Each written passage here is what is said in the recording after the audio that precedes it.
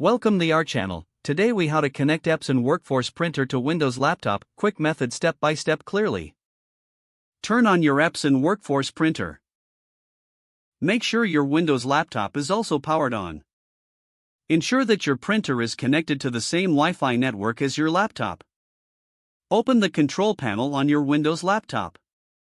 Select the Devices and Printers option. Click on Add a printer at the top of the window. The system will search for available printers. When your Epson WorkForce printer appears in the list, click on it.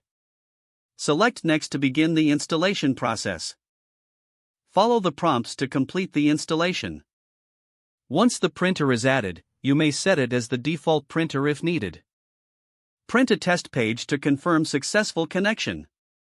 Your Epson WorkForce printer is now connected to your Windows laptop. If the page does not load, refresh the browser or try again in a private or incognito window. Make sure you are using the correct email address, then retype it carefully to avoid small typos.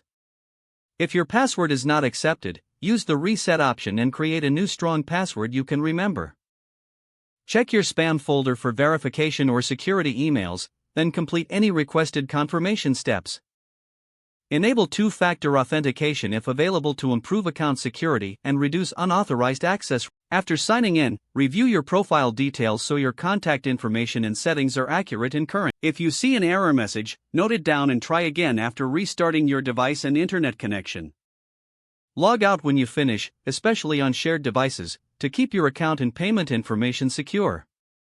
If the page does not load, refresh the browser or try again in a private or incognito window. Make sure you are using the correct email address, then retype it carefully to avoid small typos. If your password is not accepted, use the reset option and create a new strong password you can remember. Check your spam folder for verification or security emails, then complete any requested confirmation steps. Enable two-factor authentication if available to improve account security and reduce unauthorized access risk. After signing in, review your profile details so your contact information and settings are accurate and current.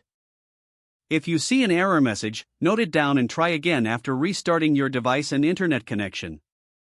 Don't forget to like this video and subscribe to our channel for more step-by-step tech guides.